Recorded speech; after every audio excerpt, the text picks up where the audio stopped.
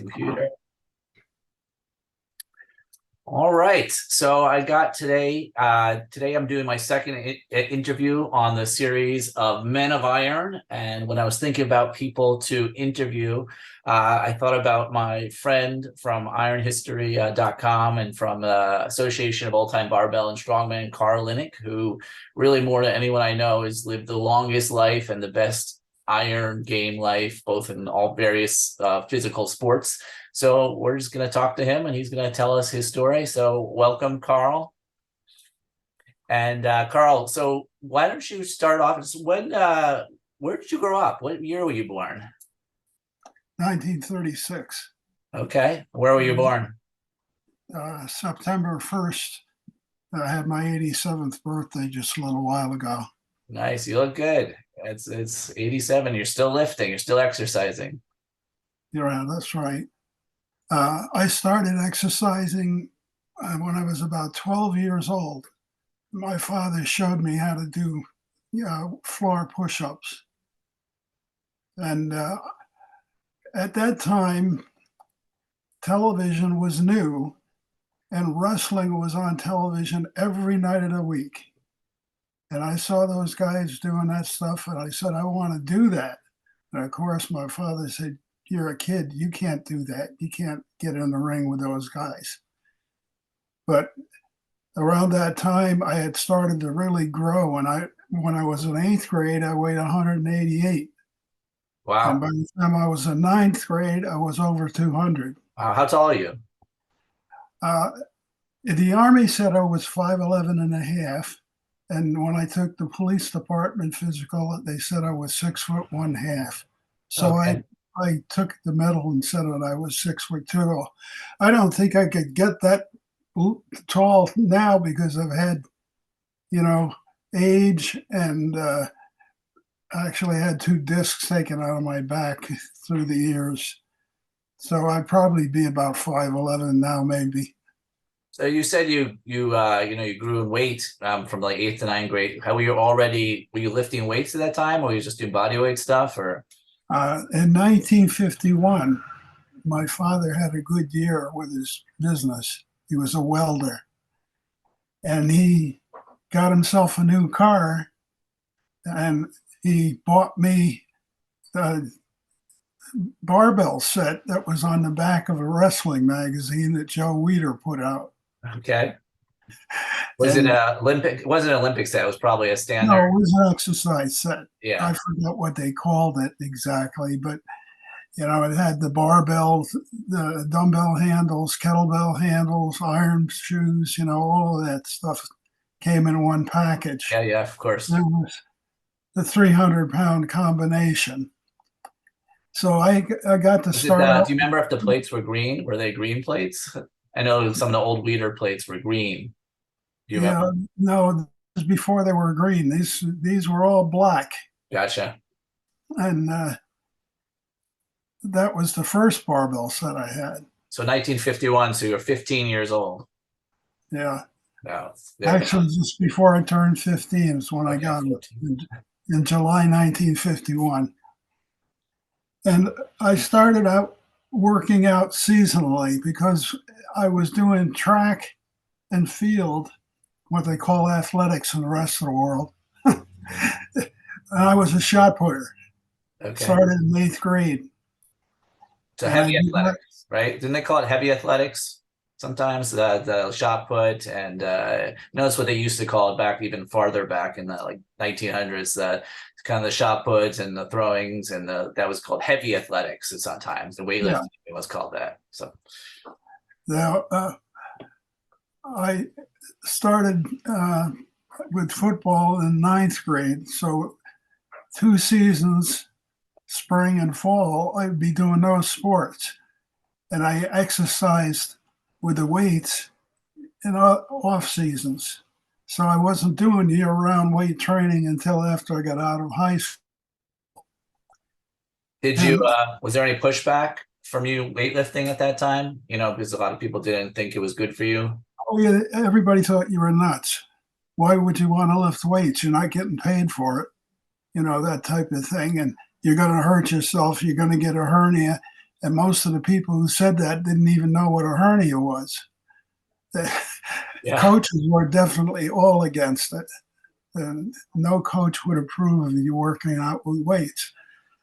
So I didn't tell them that much about it. But through the years, I started out as the worst shot putter in the school in eighth grade. And by the time I was a junior, I was beating the senior. Right. So I improved quite a bit over that period of time. Do you remember what your record was or your best throw was? Uh, well, the best throw that I made was in practice, and that was 48 foot with the 12. 12. Yeah. And I think I did about 42 with a 16 pounder. Nice. And, they used pounds back then instead of kilos. Your first, you said that, wrestling was introduction and inspired you to exercise, but what was your first instruction on actually weight training? Was it Weider or York, or was it a wrestling thing? Well, I took the course that came with the Weider set, which was they gave you 3 different days of exercise, and all the exercises were done with one set for 3 months. So you'd learn all the exercises. And it wasn't just, bench press, squat, deadlift, that type of thing. You also learned all of the straight arm movements like straight arm pullovers and lateral raises and things like lying lateral raises and all of these different, uh, you know, types of curls and things like that. And, the deep knee bends and they didn't tell you to do a parallel squat. At that time, it was a deep knee bend. Mm-hmm. And bench press was included, but it was only one of the exercises. Yeah, it's 1951, so it was just like before the start of the bench being craze, kind of right around there. Right. Back when I started, somebody knew your workout, they would ask you, how much can you press? That Yeah, meant standing press overhead. yeah, of course, yeah. And after a while, I don't know how many years it took, but uh, then the question was, how much can you bench? Yeah. Right? Meaning press on the bench, supine press. It's interesting. I was just visiting my relatives, my aunt this weekend, and she's 76 or something. She likes to say 67, but whatever. But she knows my wife and I work out, so she was just trying to make conversation, and she asked, "What do you lift?" And, so my thought is she means bench press because that's what most people mean. But she doesn't have a lifting background in any sense. She's whatever, but it doesn't not lift her. But when I said, well, what do you mean? She said, well, what do you put over your head? So like the natural inclination to people who don't lift or don't know anything about exercise is probably that, because that would be just, well, what can you pick up off? Either pick up off the ground like a deadlift, or what can you put over your head? So I can see that's, I just thought that was interesting. That literally just happened a few days ago. But you're right. Most of the time, anyone with any type of current lifting backgrounds, they mean bench press usually at this point. I started going to the YMCA when I was around 14 or 15 years old. And first, they didn't have any wrestling going on at the time, so I tried a little bit of going for the boxing classes. Unfortunately, the teacher didn't really teach anything. He was he had fought for a world championship at one time. He didn't win, but he was a good boxer, but he wasn't a good teacher because he didn't really show me anything. Hey, threw you in there. But eventually, I found out that there were some fellows that were there that were interested in wrestling and started to teach me to wrestle. And at first, I thought, mostly it was about strength. But later, after I got involved in it and started getting more into it, I found out that there's more to it than just strength. Strength helps, but it's not the key Yeah, for yeah. wrestling. When And you went to the Y, did they have weights there also, or was it oh just? yeah, they had a weight room. It was a pretty good weight room for the time. They had an Olympic set, and they had dumbbells in pairs up to about 50. And then they had a single 100-pounder, which I really liked Hmm. because it had a very fat handle on it. I don't know if it was as thick as the inch dumbbell, but it was more than an inch, maybe an inch and a half. So it Not would the sit Thomas nice. inch, but it's an inch. Got it. It would sit nicely in your palm. It wouldn't cut in. Yeah, yeah. And I got so that I could put that up when I was about, I don't know, 16 to 17. I could take that and do one hand press with it. And That's then, it. That's interesting. That's because you go back to gyms even further, like to early 1900, 1920s, but before. Sometimes that's all they would have is a 100-pound dumbbell, and they didn't know how to exercise with it, but guys would just try to see who could, like exactly as you said, put it up. That's what they would, whatever way that meant to them, whether it's a clean and press or clean and jerk. So it's interesting that they still had almost like the test dumbbell, they didn't really back then. Most people didn't understand progression as much. Not at your point by 1950s, but I'm talking about 50 years before that. So it's interesting they still had that in that situation going on there. yeah, I remember reading that in France, one of the gyms had a big dumbbell by the door and they called it the doorkeeper or something like that. And that, people would be tested to see if they'd lift that dumbbell, and most of them couldn't. Yeah, I think like even going in France, going back as far as Triax, it was the first commercial gym ever in like 1840s or something. I don't know if it was considered a test, but they were the dumbbells that he can lift that were super hard that no one else did. So kind of, or no one else could. So similar, but almost like man stone nowadays, or not nowadays, but Well, even further back, but whichever way very you few look at it. people at the YMCA at that time who even bothered to try that dumbbell. And one of them that I saw who could do it was the fellow that started teaching me wrestling. And his name was Ackerman. Uh, his nickname was Buddy. Okay. And he Bunny had or done buddy? some, Bunny? Buddy Ackerman. Oh, buddy. Okay. And he had done some carnival wrestling. So he started showing me some wrestling. And in 1955, we went to a YMCA tournament in Schenectady. And in that tournament, my opponent, I drew a bye on it. So that meant I didn't have to wrestle the first match. I wrestled the winners of the first match, Okay. the winner of the first, the two that wrestled the first match. And the fellow that I wrestled was about 6'3" or so, and he weighed 281 pounds. And at that time I weighed about 210, I think. You're about 19 years old, somewhere around there. Right. And the fellow that was teaching me told me what I should do was when first we started standing. Then if we got on the ground, he said for me just to stand up and get away and score the point, which I did. And then for the rest of the bout, I just stayed on my feet and he couldn't get me down. That's great. And the last period, I started on top of him and Mhm. I just held him down for the rest of the period. And I won the match by 1 point. Nice. Oh, I was state YMCA champion. Nice. New York State, and so you were in Poughkeepsie. Where was the Y? Where was the Y that you went to? That was you said Poughkeepsie was the wrestling match, but where was the Y that you were training at? The one that was an old building. I don't know if the building has been torn down, but it's probably been gutted. Poughkeepsie doesn't have a YMCA anymore. I don't know whether it was due to bad management or competition from the other gyms that were opening up, in the The wrestling match and where you were training were both in Poughkeepsie? no, that one was in Schenectady, that one I was just Oh, describing. oh, Schenectady. Sorry. Schenectady Yeah, was, yeah, yeah, yeah. and Okay. an interesting thing was when I was wrestling there, I met Joe Peters.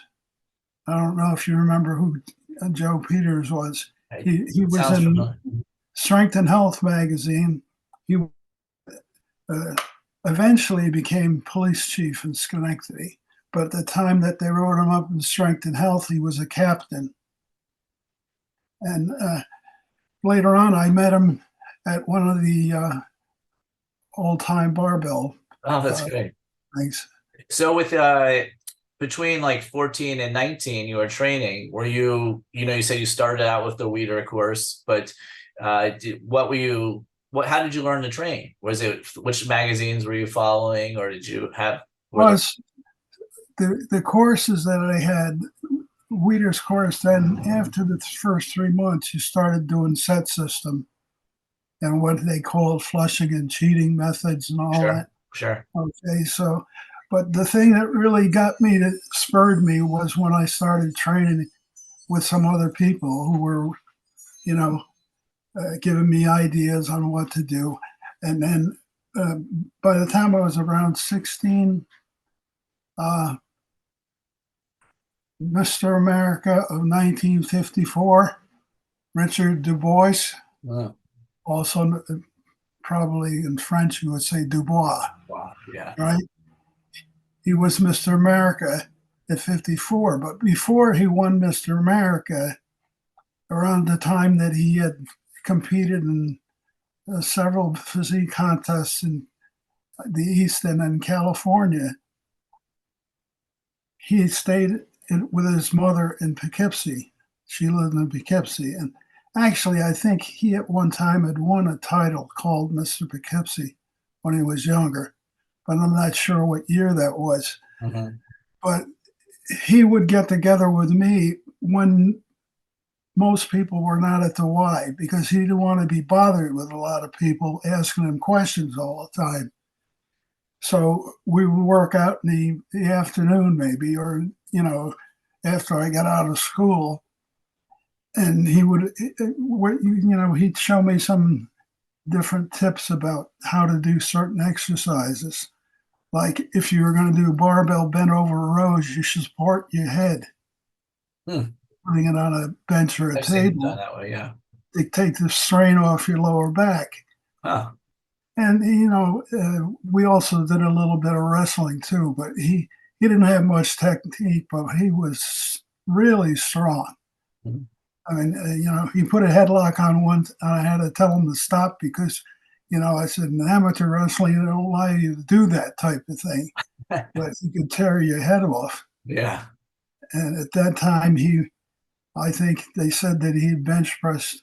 He wouldn't tell me all his maximum lifts were, but I know he had done a 285 behind the neck press, and then he said that hurt him, caused an injury. So he backed off on the heavier weights later and did more high reps. Gotcha. But he gave me, some tips about what I should be doing in my workouts. So I had a good person to help me out. And some of the other fellows in the Y2 also did. One fellow had worked out at Abe Goldberg's gym, and he told me the things they were doing there at Goldberg's gym. Sure, I've heard of that. And the as as far as the physique stuff was concerned, I tried a little bit of that when I Oh, did you? entered junior contest and a senior, what they called Hudson Valley, Mr. Hudson Valley thing. Uh-huh. And I got second place, and you know, a couple of times, but I never got first because I never got the washboard abs. I always had what would look like when I could do the abdominal vacuum, Yeah. but I didn't have the washboard cuts type things. So What year was that you competed in the physique, Mr. Hudson? Was it Hudson Valley you said? Is that what it was? yeah, Yeah. What year was that? Do you remember? about probably 54 or around that 55. And did you compete in lifting in those years also when you were in high school? It sounds like, and right after high school. well, I started lifting uh, and entered the local contest. And I think the first time I went in, I got second place. There was a fellow there who's uh, more experienced lifter. I outpressed him, but he was better at the snatch and clean and jerk than I was at that time. I was never really good at the snatch or the clean. I could, by the time I was a teenager, around 17 years old, I could jerk 300 pounds over my head at any time from the stand, taking it off a rack. Wow. I eventually did get a 300 lift from the floor overhead And using the that, continental style. gotcha. At that time, First to well, the belt and besides, then, to the shoulders and then overhead with the jerk. I got 300 left eventually. that's great. But With the the Continental, only, obviously it's on your body, but at that time in competing, I don't know when the rules changed. Were you allowed to touch the bar to your legs when you were cleaning? Uh, no, no, yeah, I'm not no, sure. it had to be an actual clean without touching any part of your body on the way up. Yeah, Well, I did get a 270 clean, but I never got the 300 clean. I did it continental style. And actually, if we had more wrestling in the area, I probably would never have entered any weightlifting competitions or physique. It's just that our area would, they didn't even have high school wrestling at that time. oh, wow. So most of my wrestling was, the YMCA wrestling. And I won it another year again, and I won it in 55 and 56. The same contest. Yeah, the YMCA championships, Okay. state championship. So you're getting And about 20 years old, somewhere around there now. yeah, I was 19 the first time and 20 the second time. Yeah, yeah. Yeah. So how did you? I know you went more into wrestling. Even how did and even did professional wrestling? How did that transfer occur? Well, I went to New York City to what was called the Berkeley Health Club. It was run by John Terlazzo of the Terlazzo brothers. Sure, sure, of course, yeah. And at the club, there was a fellow whose name was Tragas, Tragas. He was Greek, originally born in Greece, and his nickname was Hercules. His actual first name was George, Okay. and uh, he would give lessons in wrestling. In other words, if you wanted to learn what you would be doing in the ring. So I learned two different things. I learned real wrestling from him, and I learned how to put on the show, how you would use holds, which would not actually be what they would call a shoot, but a work where you'd be putting on a show. Yeah, yeah, sure. So I was fortunate in learning some things from him, which I later incorporated into my self-defense course I taught for over 30 Yeah, years. I was going to ask you about that later too. Yeah. Let's continue on the wrestling, then we'll get back to the self-defense. So you went to John. I remember John Terlazzo's. I remember seeing the ads. You'd see the ads in York on the side, little ads for that gym. So I've heard of that gym for sure, and his brother. But so he was teaching you, and then how did you actually start doing, fake wrestling or whatever, pro wrestling versus? I I know knew a you. man, I knew a man from Poughkeepsie who was on the New York State Athletic Commission. He wanted me to be a boxer, but my dad told me I would be cut all the time because I have deep set eyes. And he said, "You don't want to do that." Actually, I had a bad head injury in high school, in a football practice. I had 4 stitches over my left eye, and both eyes were closed shut and black because of the head injury that I had. Wow. I was playing tackle, and 2 guys started coming at me, and they didn't knock me down. One of them got a concussion himself and never played football again. And I had a bad cut, and I had to go to the hospital and get stitched up. And what they did was they stitched me up. Even though I had passed out, they just sent me back home. So they didn't really pay much attention to concussions I was back about to then. say not as much as nowadays with all the So concussions. I didn't, I didn't go for the boxing thing. Uh, but he helped me meet the people who were promoting wrestling in New York at that time. Uh, one of them was Rudy Dusek, who was part of the old Dusek Riot Squad, and he was a big guy. And really, compared to what I think of now, I wasn't that big then. I weighed about 210 to 220. Yeah, but I don't remember when it changed, but I mean, for a long time, like in weightlifting anyway, I don't know what about wrestling. I mean, the heavyweight class was over 181 pounds. Like, Right. that's it's crazy, right? Compared to the size of Well, in people now. tournaments back then in amateur wrestling, they had a 191 class, but that was only for tournaments. Mhm. So anybody over 177 back then, for example, in school wrestling or college, would be considered a heavyweight. And so the promotions by Rudy Dusek, and another one was called Quariani. He was actually from the country of Georgia, although they said he was from Russia.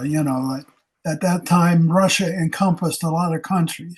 Yeah, You I know, actually, it's funny you say that. I have a friend who just went there a couple months ago. He's from Russian descent, and he says it's very similar but different, just because he hadn't been back in a long time. But same thing about Hackenschmidt. Hackenschmidt they called the Russian Lion, but he was from Estonia, yeah, yeah, that's a good and he point. had a German name. Yeah, yeah, yeah. Confuses everyone. And they still think the hack lift was I named got after him, which it wasn't. started with the local matches. I had a couple local matches in Poughkeepsie promoted by Dusek. And Coriani, had a couple of matches in Laurel Garden in Newark, New Jersey.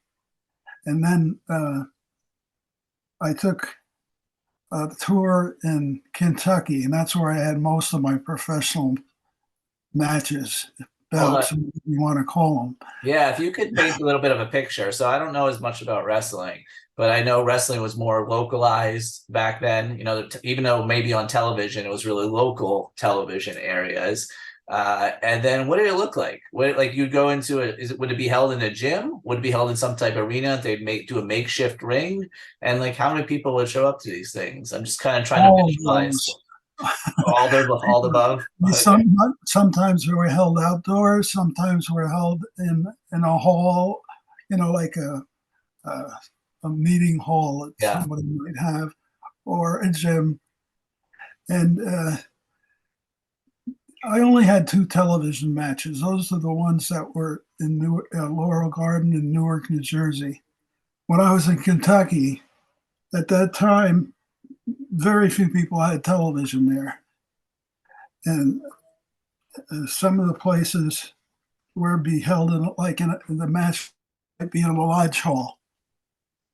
No. Yeah. And And how many people would show up to these type of things? It'd just be, hundreds of people oh, yeah. in some cases, because you see, they didn't have television. It was the event. It was the So town they would event. come to see the matches because they couldn't see them on television.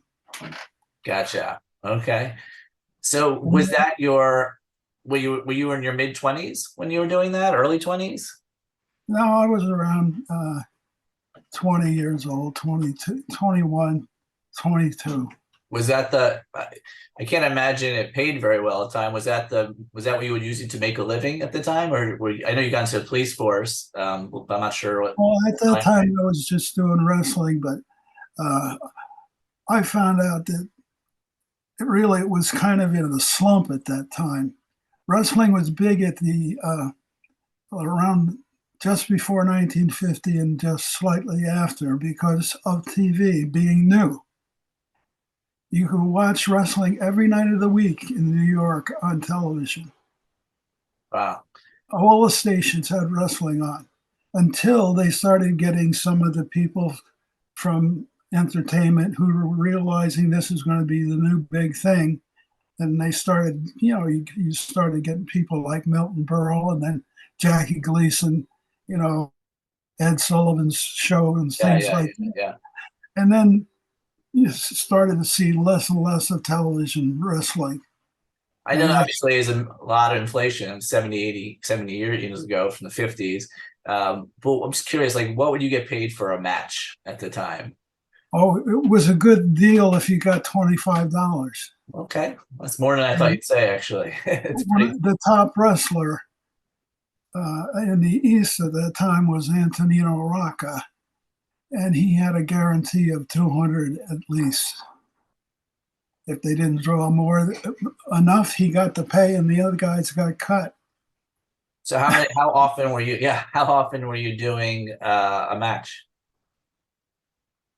How often? What? How often were you wrestling is it in a match, like an Well, actually professional match? How often did you do in that? Kentucky, we might do two matches a night, And one single match and one tag team match. was it like every weekend? Was it, or was it just more frequent, infrequent? Oh, every day of the week. Wow. We'd be in Okay. one town and then another town. All Uh, over it. Actually, I was telling my wife the other day, I don't know if she knew that I actually refereed a match once in Paducah, Kentucky, Okay. because they were short of a referee. And naturally, I didn't see anything the bad guy was doing. So how you knew your part. So how staged were they? Like was it just a conversation beforehand? Was it a manager telling you you're going to win and you're going to lose? Well, at Did you that time, actually there were, choreograph anything? people talk about all the scripting and choreographing and all of that type of thing. Back when I was doing it, that didn't happen. You knew what move you would make and how your opponent would react to it. And what it amounted to was go with the flow. Yeah. And usually the person who would lead the match, the action of the match, was probably the heel. Mhm. And I never got to play the heel because I didn't stay long enough in it. Ah, I see. I, I was That's who's always popular. That's who I gets more was always popular. called what they called the face, the baby face. Gotcha. You still got And it. uh, the but as I said, we didn't have any scripts. Yeah. Now the guy that was the boss, the promoter, or and the booking agents, they would tell you how they wanted things to turn out, and then you do what was necessary to have it turn out that way. And you know, sometimes a guy might decide to do something different. Uh, the first match that I had was with a guy named Abe Coleman, who had wrestled back in the 30s against guys like Londos and Strangler Lewis. Yeah. And then in that match, we were supposed to go 20 minutes to a draw. But he got tired and he started using some foul tactics, so he got himself disqualified. Okay. It's one way of ending it. Incidentally, Abe Coleman lived to be 100 years old. Nice, nice. So I guess he took care of himself pretty well. How did speaking of taking care of yourself, how did it do on your body? I mean, wrestling is notoriously hard on people's bodies. How did you hold up? Well, you see, back then it was different. We had, if you want to call it a code, unwritten code. When you slam somebody, you always held on to their head and neck last. You bring their legs and feet over, so when they go down, it would spread over the whole body. You never put somebody down head first at that time. Yeah. Everybody watched out for each other because they knew they had to go back to work, whether it was their day job or the next match they were going to have. Yeah. And nobody would do something that was going to cause undue harm to someone at that time. How many years did you do that for? How much time did you do the pro No, wrestling? it was only, well, I did my last match in 57. Okay. I So, didn't do also, that. it was pretty short, just a couple of years, it sounds like. Yeah, I didn't actually have 2 years. It was really more like a year and a half. Okay. So what did you do after that? Is that when you got into the police force? Yeah, I got onto the police job because Bob Hornick uh, took the test for the police job, and he got on the job, and he told me it was a pretty good deal. Actually, at that time, they gave you a week vacation after 6 months, and after you were on a year, you got 3 weeks vacation. And there were very few jobs at that time that would give you that. Yeah. The only drawback on it was that you had to do a different shift every week, and there were no holidays.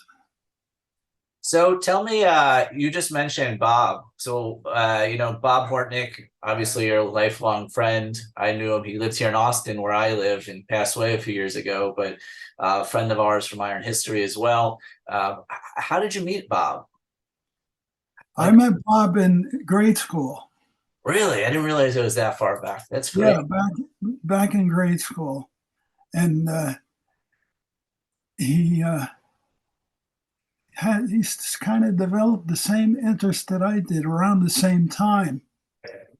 And we used to go, we'd go over to his house, and he had an older brother, Joe, who was, uh, you might call him a genius. I guess he worked for IBM, and I guess I don't know exactly what his work was, but he was an IBM engineer of some sorts. And we used to play games, board games and things like that. And Bob and Joe also played chess. And then we'd go outside and we'd shoot baskets and things like that. And Bob and I also drew comics. Nice. He also did cartoons, and you may have seen some of my cartoons on the IronHistory. Yeah, yeah.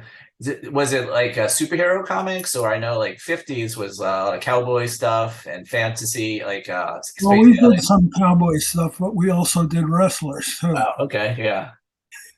Did he start lifting around with you at the same time when you guys were around Right 14? around the same time, coincidentally, his father got him a set of weights. And I think they had belonged to his one of his uncles. Mm. And Bob started working out around the same time I did, and we started getting together and working out at each other's place. And we also had another friend that we worked out with, and he was in the same class in school that we were in. He recently passed away. Bob didn't do any wrestling, did he? Yeah, he did too. Oh, he did too. Yeah. Yeah, he wrestled on the YMCA team with. Oh, We okay. went to the same tournaments and had Nice. some different matches. He came in second in his class, the 191 class. Yeah, Bob was strong. I always regretted not. I saw Bob. Not. I wish I had done something like this with Bob. We went and saw him when right before COVID. We went and a lot of the AOBS guys came here, and we went to the Stark Center, and we went and visited Bob there. I remember we called you and you spoke to him. That was real nice. And I remember when I first moved here, I would try to get him to go to the Stark Center because he lived right here. And he was so interested in this. So I'd go visit him. I used to also work up in Round Rock where he lived. I live far south of that, but I used to work up there. So I'd visit him and Ann, and always was, they're always very gracious. And I remember he hurt hurt his leg or something when I first was here, and he was like in the hospital. I don't remember what it was, but he hurt Yeah, something. he slipped in. I guess it was the he was going to put something out in a bird bath or maybe something like that, and there Yeah. was the ground was slippery, and he fell down and broke his leg. Yeah. So I visited him in the hospital then, but when he went home, I actually was around the time when I got, Sig Klein's barbell from one of the AOBS gentlemen. So I actually threw it in my car and I drove it up to Round Rock just so he can kind of see it. And we took a couple of pictures of him posing with it. Yeah, they were always super, him and his wife, and were super gracious to me. So always appreciated them. Did you did you guys compete in lifting together at any time? Yes, well, they had what they called the Mid Hudson tournaments, and we lifted in. Uh, Funny thing about Bob's lifting was at 160 pounds or so, he could clean and jerk over 200. And I think as he was one of these success stories that I think he may have been in Strength and Health. I think his brother sent a picture in. Oh yeah, I've definitely I've found them and I've shared them on ironhistory.com. I've definitely I posted pictures of you too, but I think your photos were later on. If I believe if I'm correct, some of you posing with some of your Milos, barbells, globe you have. But yeah, I found at least one, maybe I think two. I think it was actually at least twice that I found images I found in yeah, your Strength and Health Bob, test story. Bob started out weighing about 155 to 160. And by doing uh, his weight training and specializing on squats and drinking quarts of milk, he wound up going up to over 200 pounds.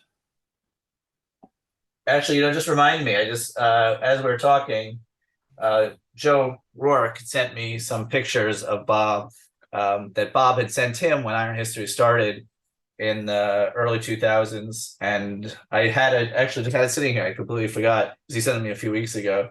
I'll see if I can hold up some of these. Some of them I've seen before, but you can see, let's see, is this guy right here. Looks like, That's a nice picture. yeah. And he's looks like, no, those aren't Milo. I don't know what those are, those handles. Oh, those might be Jackson, maybe. This is the Milo one that I know this is the Milo barbell that Jackson made that you have the pair of, but I don't know about the globes. Do you know what the globes are in there? Are those also Jackson? Well, here's a good picture of it, actually. Yeah, that's Jackson. Yeah, yeah. Those are things that he got from Andy. Andy had them made up for. But yeah, here's another one. That's him and his brother, I think, right? Yeah, that's the Jackson mine car wheels. Yeah. On the Hornick logo on the wall there. It's nice pictures. Yeah, he was a good guy. So let's continue. So you did wrestling, then you joined the police force because Bob uh, recommended you there. And that was your career, right? You spent decades as a That police was my officer? first one.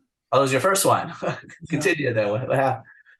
After 10 years on the police department, uh, the community college needed someone to teach in the criminal justice program. They had called it police science back then, but it became criminal justice program. Hmm. They wanted someone who could teach self-defense and also for people he needed to be able to control somebody, tactics for that type of thing. I eventually changed the name from offensive and defensive tactics. I didn't like the name. I changed it to practical self defense. And I designed a course and taught it for 32 years. Wow. I Was it tried, just the police officers or? well, the first 10 years I was working a police job, so I had to have the ability to change the schedule to suit my hours in both things so I could line it up because by then I was had moved up from detective, patrol to detective and ID work, and then to squad sergeant. And squad sergeant controlled all the time off. So I got the days I needed after the lieutenant got his. Okay. So, so who did you teach that? Who are your students? All students who wanted to take it, but those in the criminal justice, for them, it was mandatory. Gotcha. I had a lot of people who were involved in social work and nursing who also took the courses, and just anybody who wanted to take it. Did you know or teach or learn any martial arts besides wrestling and grappling, or was it just really the martial arts and grappling that you learned? No. Well, I had some experience uh, with a couple of people when I was in state police school, because I went to the New York State Trooper School when I was on the police force the first year. And they had a big instructor there who was supposed to be a judo expert. So I asked him if I could help him, if he needed somebody to help him. So he was doing all these different things he was talking about, the way to do this, the way to do that. And then he said, he got behind me and he put a hold on me and he said, and this is an unbreakable hold. Boy, that just set me off. The next thing he knew, he went over my shoulder and went down on his back. And the other instructor, who usually took the brunt of it, started roaring. He was laughing so hard. He couldn't believe that I'd thrown the guy. After that, I wasn't involved in the demonstrations. And Did you learn any judo stuff though? And there was another a guy in the Dutchess County area who was a judo instructor. And one day he came to our workouts, our wrestling workouts at the YMCA, because I used to try to teach, people about wrestling. Uh-huh. That was just I didn't get paid for that. That was just a hobby. So this guy shows up one day and he decides he wants to, try some wrestling with us. So what we're doing is just, fun stuff. Well, he wound up doing one of these fall on your back and, kick the guy over things. And I just went along with it. Later on, I hear from different people that this guy's going around saying that he beat me. He threw me, So I went to his school with another fellow.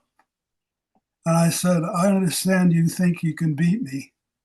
And he said, well, I said, give me a jacket. I'll put it on. And he gave me a jacket, which of course was too tight for me, which would be an advantage for him. So I got on the mat, got close, I grabbed a hold of him. I dropped down and grabbed his pant leg, flopped him, covered him, and he was done. Black belt judo man. Nice. So I didn't think I needed to take any other lessons. Was your self-defense course was it like was it your own business? Were you an entrepreneur as a business then, or were you working for the company and giving it? I worked for the community college on a regular basis. It started out as a one-time thing.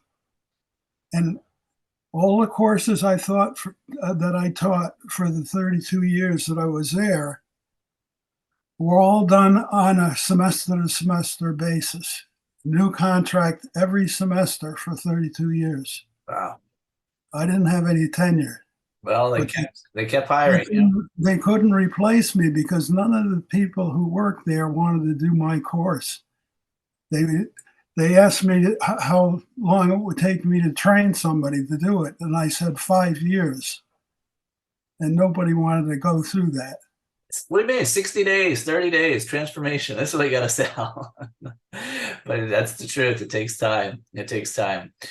Well, that's great. Did you have, I'm sure you had some success stories from uh clients or students um and what you taught them? I mean, I'm sure Yeah, a lot of people. I would occasionally get some feedback on that. One uh, lady came in and told me before the course was over that she had been approached at a gas station when she went to the ladies' room.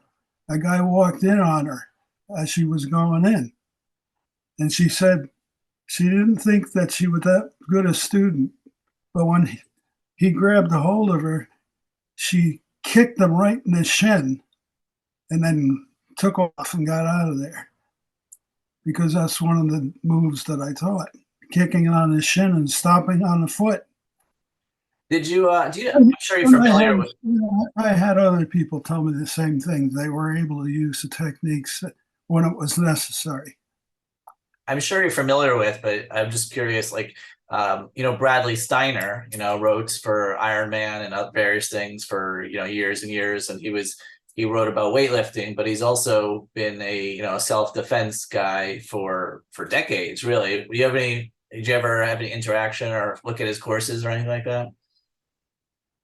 I read some of his articles, but I didn't know him. Yeah, yeah. What so is that when you finished the 32 years, was that you retiring at that point? What age were you then? Uh, I retired, but I have a lot of different things that I do. I uh, I read. I draw pictures. Usually draw cartoons. Keep my brain and my hand coordinated. And I listen to music. You Why don't you know, why don't you tell me about what your weightlifting was like during the decades of going through, that was your job and you were wrestling and teaching people, but what did your weightlifting, did you ever compete? Was it all just I stopped competing in 1969. I entered what they called the first police Olympics of New York State, oh, and I won the super class in that, the heavy class. what do you remember what your lifts were? Do you remember what your numbers were, what you lifted, what No, numbers? I didn't lift. I wrestled. Oh, I wrestling. won the wrestling championship. Oh, okay. So with weightlifting though, you were just doing recreationally, you've been, lifting your whole life. Well, What at did it that look like? time, about that time, I had started teaching the course, and I couldn't afford to have injuries from lifting, so I cut back.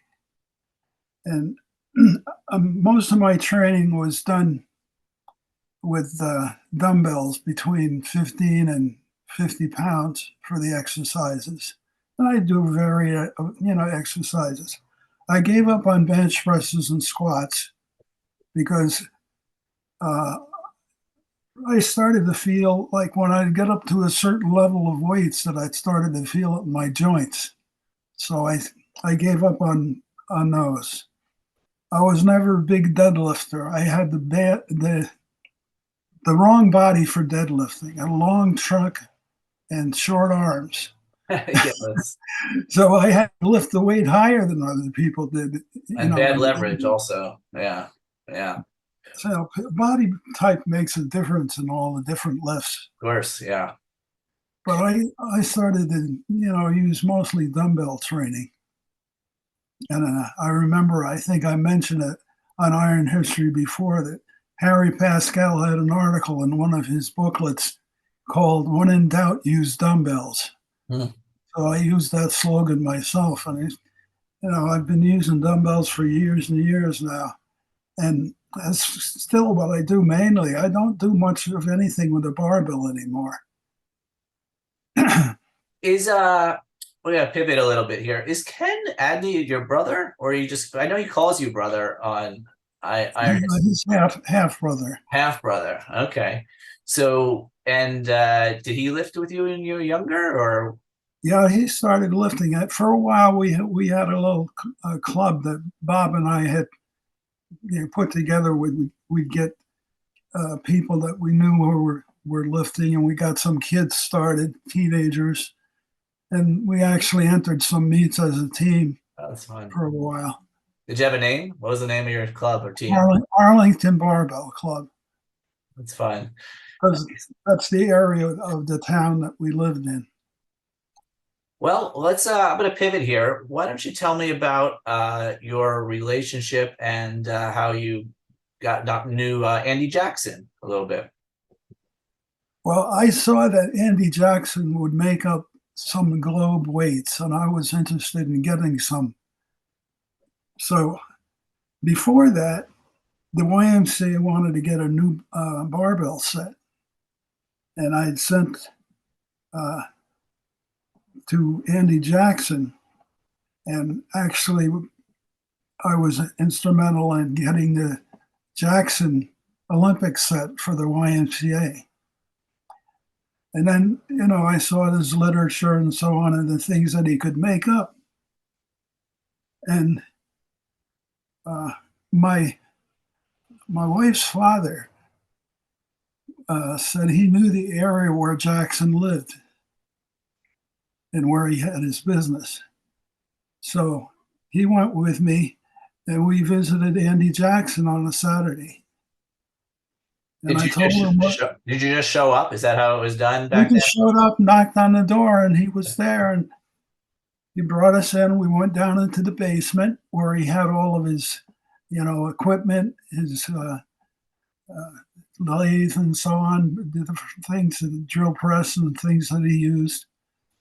And he had a display with a bunch of different types of set on like you have the number 5 sets, and then I forgot the other ones that he had. He made different bars and so on, exercise set. And Did he make an so exercise set? I don't know if I've ever seen Jackson exercise sets. Was there 1 inch? Did he make 1 inch stuff too? he had so many different variations through the Wow. years. It's hard to keep track. You keep somebody will come on IronHistory and say, "I just found this," and Yeah, yeah, this Jackson thing, and like Al just came up with the squat stand. yeah. I saw. Yeah, And incidentally, Al came to visit me several years ago did he? with He's a Mike nice guy. Farrer. Oh, Mike Farrer, yeah, yeah, two really good guys. I've already asked Mike to do one of these interviews, just like so hopefully Mike might be the next one actually. Yeah, he'd be a good one. Yeah. So I told Jackson what I was interested in, and I bought a bar right there. I got the exercise bar. It was a nice bar with knurls on it. And he also sold collars that would go with the Milo duplex set.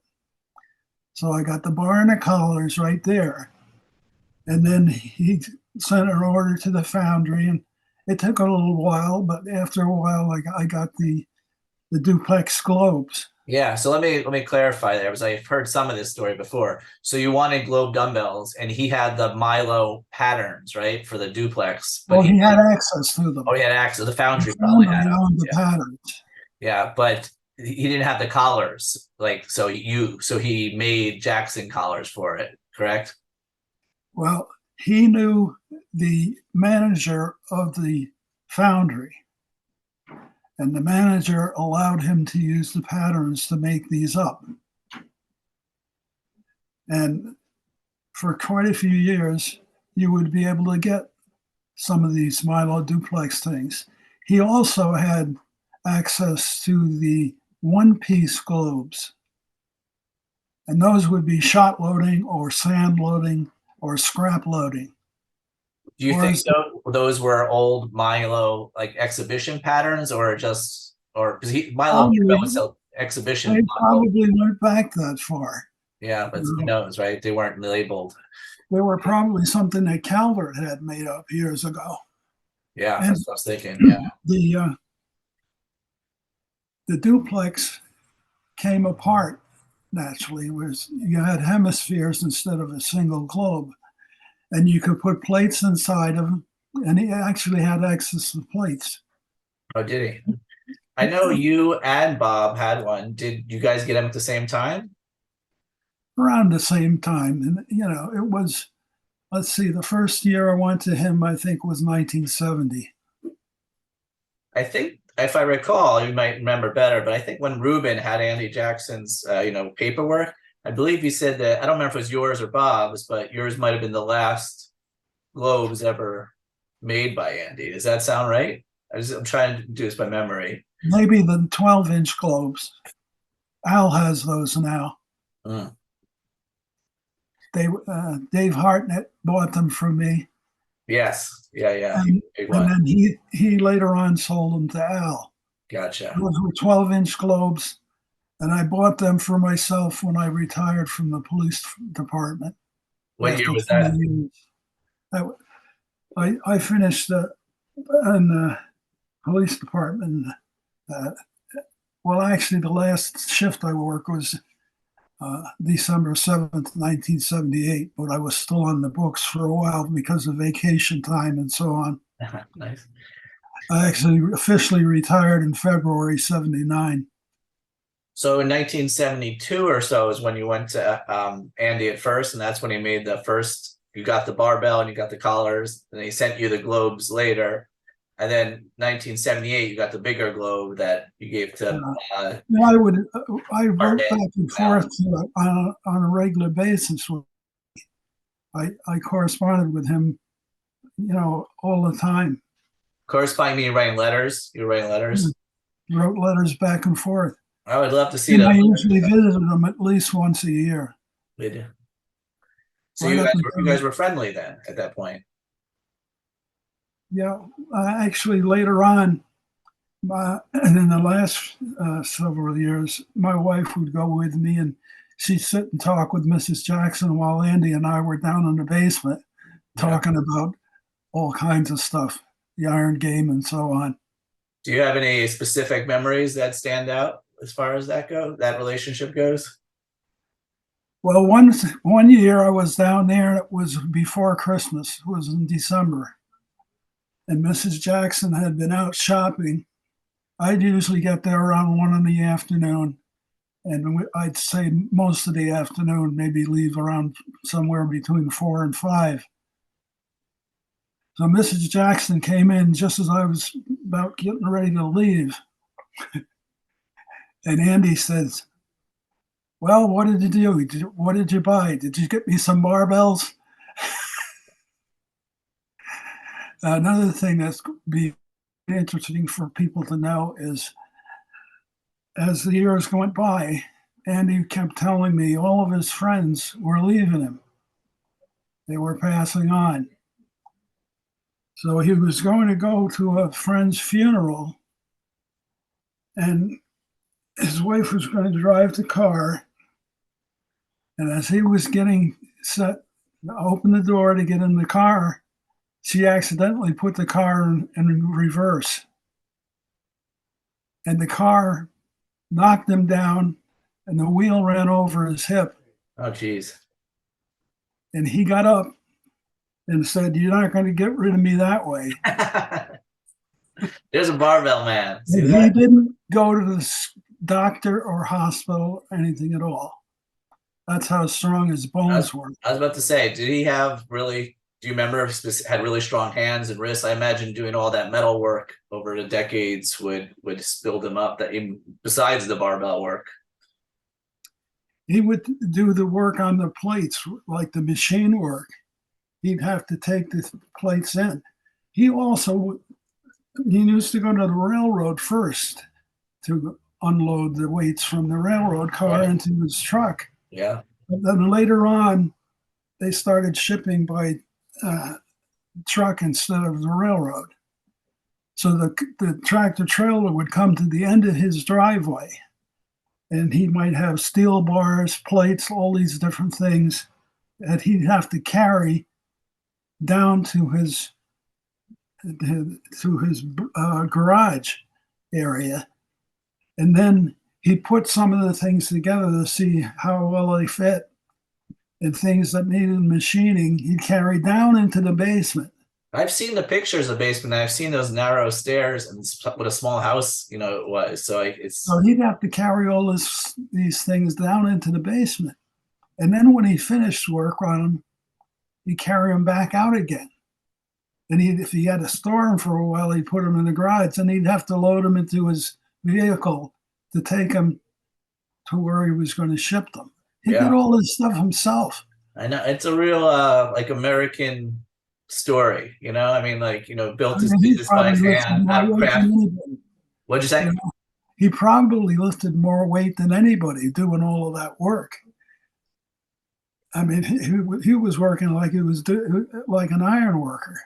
Yeah, It was somebody who carried weight all the time. I know, and he had the best barbell for decades, you know. And you know, I mean, people all over the country would have his barbells just from his ads and decades of persistence. You know, your story reminded me about him saying everyone's passing. Reminded me of the, I don't remember where I read it, probably somewhere in Iron History, but about Joe Hiss, and it was his Joe Hiss and I believe him were friends. And towards the end of Hiss's life, he did like one last trip where he traveled around the country. I think he went to Andy Jackson. He went to York, I believe, and you know, just kind of like almost like I don't think he put it that way, but I think it was like his last hurrah. Andy said that Joe did a 700 deadlift at his place. I'm sorry, hold on. Let me yell my dog. Ouch. Sorry for that. So a 700 deadlift in the 30s. What years was the William Boone Bob Peoples? That was like the 30s too, or the 40s? No, that was the 40s. The 40s, yeah. 40s. Yeah. So, well, that's, I mean, he was I have some pictures. He was definitely thick, Hiss, you know, and popularized the squatting, breathing squat and all high rep squats and all that. Probably the first one actually, but it was picked up by Barry and Raider and all that. So that helped popularize it. Well, that sounds like you had a great interesting relationship with him. Did I think I remember you reading that the reason you wanted those barbells in the first place, the Globe barbells, was because you visited Sig Klein's gym at some point in New York City. Yes. And so can you tell me about that? I went to Klein's.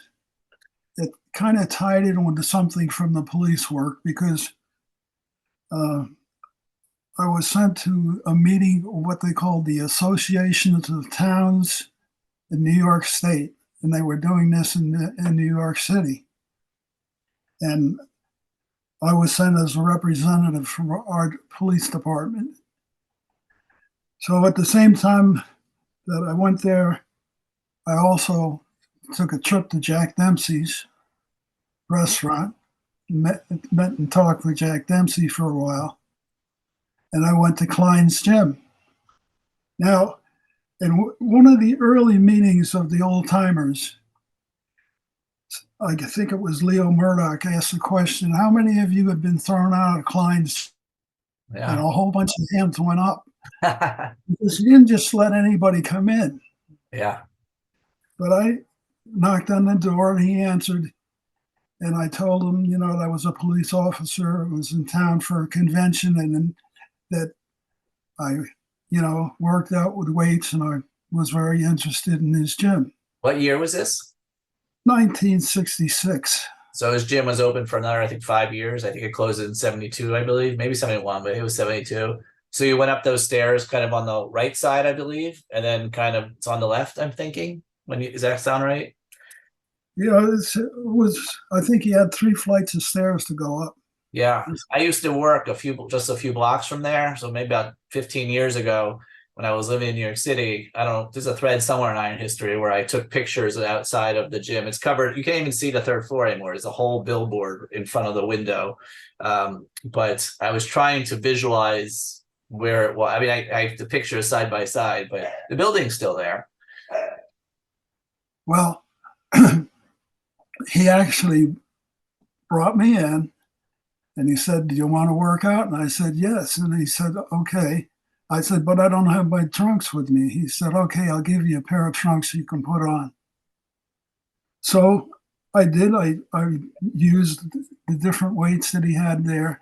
It was very interesting because of the way the weights were. you started out with an empty bar, a chromed empty bar. I've seen the pictures. I've wondered And about then those. Yeah. all of the barbells were standing on end and they looked the same. I have one of them. They all had measured different amounts of shot inside of them.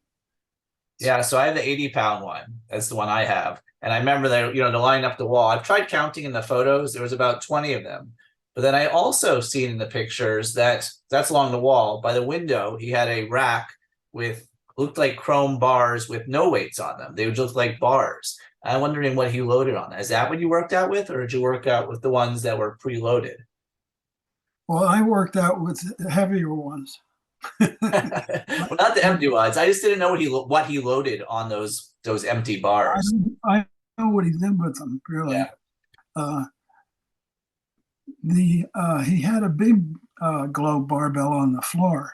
Yeah, I think that's at Stark Center now. I believe they have one big one. That weighed about 188 pounds or something like that. Sounds about right. There's one in the Stark Center you can see. I used that. I did some presses with that.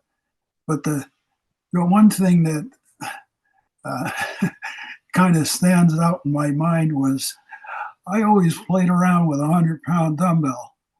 I could flip it up in the air with one hand, like a one-hand swing or one-hand snatch, Yeah. and then follow it by pressing it and then lowering it back down, cleaning it again, and pressing it again. I'd play with it. Yeah. I had no problem pressing a 100-pound dumbbell, but I wanted to see if I could do a 100-pound, perfect military press for him. Yeah. It's the maestro.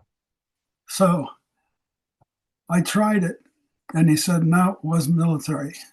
Well, I did it a half a dozen times. And finally, he said, okay, you did it. I think he was getting tired of watching me. As far as I was concerned, I did a one-hand military press for Klein with a 100-pound dumbbell. That's nice. I mean, he's famous, right? He would do seesaw presses with that, and a lot of famous stories with Grimmett coming there for the first time. He was, a lot of people discount how strong he was. He only weighed 148 pounds when he did that. Yeah. He pressed, I don't know, 220, something like that, or somewhere in that range, I think. No, he was definitely strong, but he was against. He kind of promoted, he was trained for shape and strength will follow, which most people think the other way around, but it worked for him. Hoffman always said it the opposite way. Yeah, exactly. When you were there, were you just playing around? Did you do an actual workout? Was he kind of standing besides him testing you on the military press? Was he just kind of talking to you while you were trying things out, or what did that look like? Well, he was talking to me. He actually, I asked him about bent pressing because he had promoted bent press tournaments back around 1939, 40, I think. I think maybe even later. He was trying to keep it alive, yeah. And so the tip that he gave me was about side pressing and bent pressing is that you don't want to go directly to the side when you bend. You have to go forward and down to be able to get in the right position. It's part of the corkscrew, right? They sometimes call it a corkscrew press. I think I don't know if it was Germany or one of the countries, they called it the screw list. Screw rest. Yeah.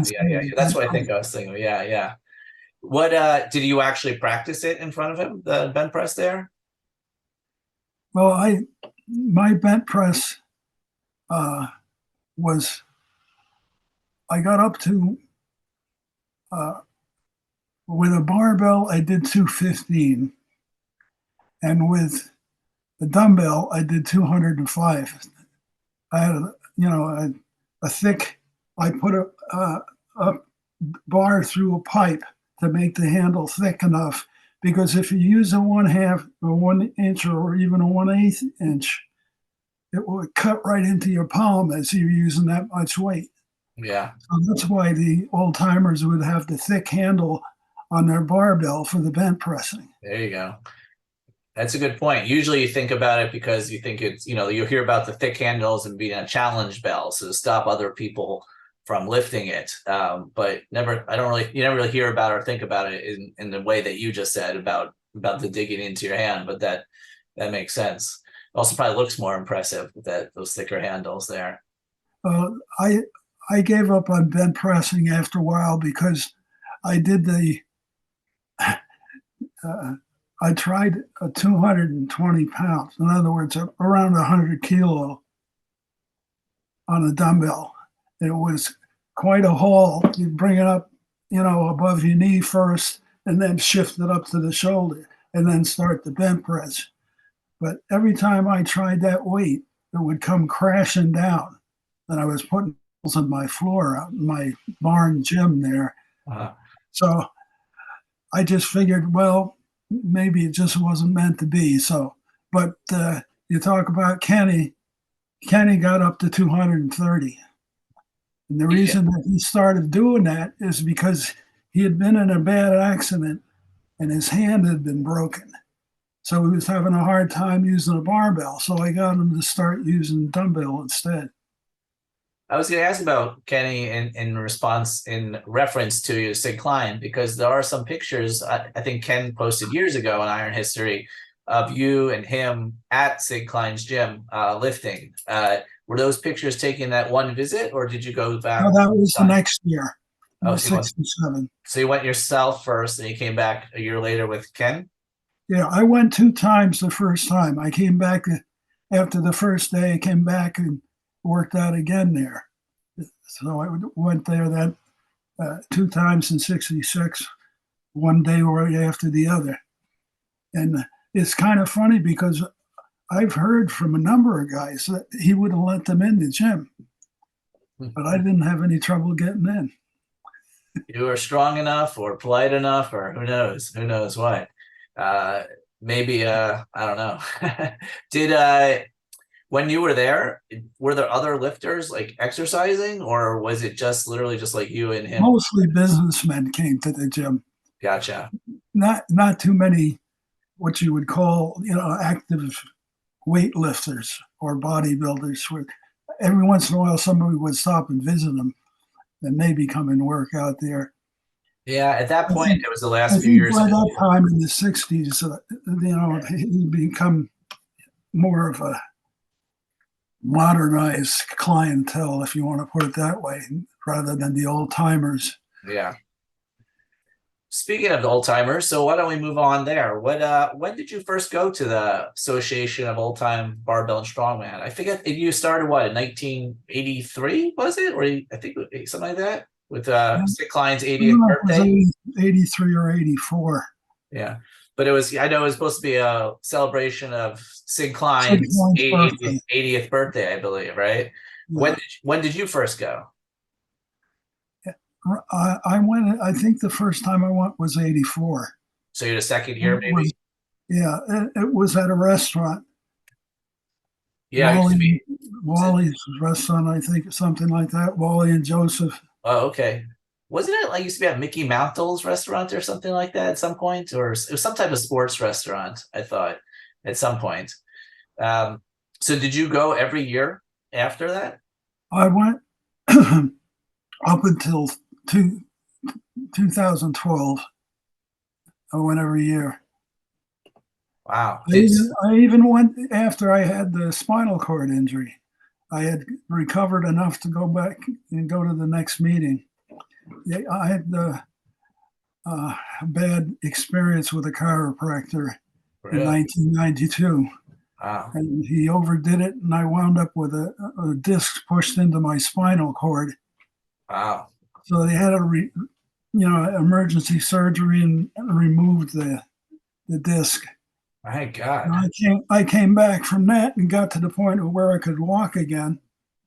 And my walking was so good afterwards that I actually walked from Grand Central down to Battery Park to go to the downtown athletic club. That's what it was. Downtown Athletic Club. Yeah. Yeah. So when you were there, you mentioned obviously Leo Murdoch was, the announcer at the time. Um, was there like, I'm sure you interacted with Grimmick at some point when he would go?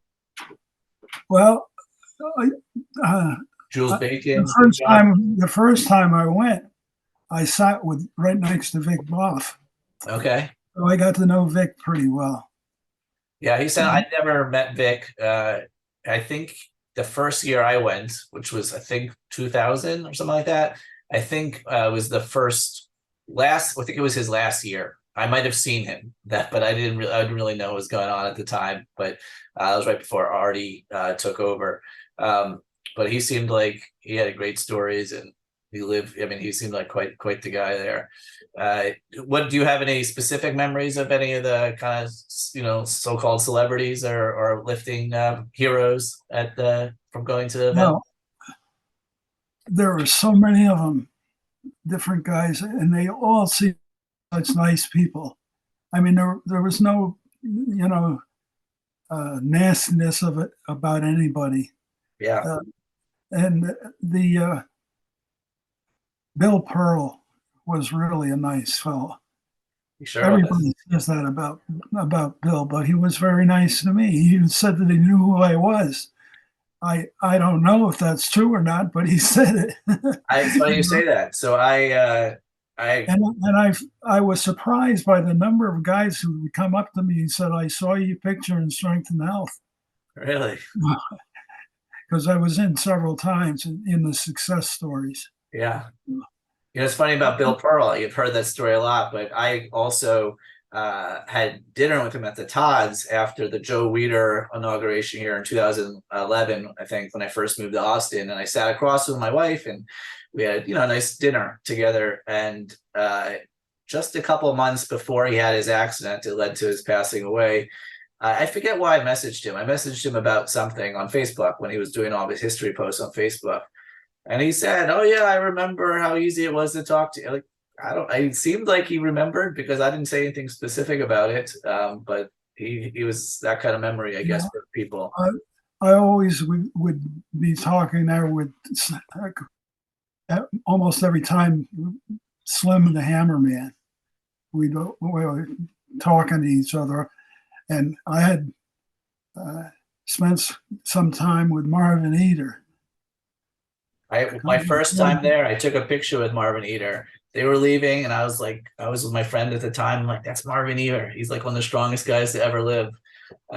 He's I don't know, he's probably in his late 60s at the time, maybe 70. Um, And anyway, so I asked to take his picture. I remember his wife saying, "Oh, you want to take a picture with my famous husband?" I just remember, she kind of thought it was funny. But Yeah, the when Steve Reeves was honored, my friend Bill Fisher and I were getting ready to leave, and we walked out, got in the elevator, and Steve Reeves was in the elevator. And I said, I asked him, I said, "Did you have fun wrestling with Primo Carnera in that movie?" yeah, I've seen that clip. Yeah, And Steve said, "It's interesting that he knew when he was going to die, and he went back to his home in Italy." He said, "Well, don't you think it would be interesting if you knew when you would die?" And I found that kind of ironic when you consider what happened to yeah, Steve Reeves later. yeah. Pretty quickly that. But that was his response to what it was like wrestling. That he said. I mean, That's what that's that's not what really his answering the response. question. Did you have any Grimmick stories? Did you talk to Grimmick at all over the Oh years? yeah, I talked to him because I let him know that Andy Jackson wanted to give him his regards, but Andy wouldn't go. He had a bad experience in New York City where he got. I think he went to something at the um, one of the events in New York City. I can't remember what the location was right now, but somebody attacked him. Somebody mugged him in New York, and he wouldn't go again. Oh, I mean, Leo wanted him to come, and Vic they wanted him to come to the that he said, "You be my representative." no. So I went for him. So So give me that's how I started talking to Grimmick. what are your memories of Grimmick as far as interacting? Well, I think the man must have had patience tremendous amount of because people would ask him the same things over and over again. Yeah. And he had, he'd stand there and talk to them to keep answering them. Yeah, he was, from what I hear, he was super, super gracious throughout his, his whole career. Did you ever go to any of the York picnics? Yes, I did a few times. Which ones did you? When did you go? Oh, I can't remember the exact years now, but I think one of them was around. Uh, the lights get to my eyes after a while. I'll let you go soon. I think we got a few more, but the picnics that I went to, I think the first one was around 69. Maybe one before that, 66, I think. 69. And I went to three different times. And, there were good experiences. what was it? What was it like? Is it just people? People I've seen. just walking around and talking, and Hoffman would be there with his products. They'd have you could buy the Energol bars or whatever they called them. Article. But they also sold milkshakes, Yeah. ice cream milkshakes. The high protein milkshakes. I don't know if they were high protein. I've seen pictures. I've seen pictures of ice cream, high protein ice cream. And not only that, they sold hot dogs too. Okay. And there'd be some exhibition lifting going on? Yeah, usually. Yeah. I saw Bill March press something close to 400 pounds. I think it was about 390. And I saw Tommy Kono do some lifting. They were doing exhibitions. Great. And if you went to like a couple of different times, I went to some meets that were in New York, and you could go to York, and maybe if it was near time for the senior nationals. One time I saw Norb Szymanski lifting in the gym. Talked to him. Nice guy. Did you see him? Did you see him split snatch at all?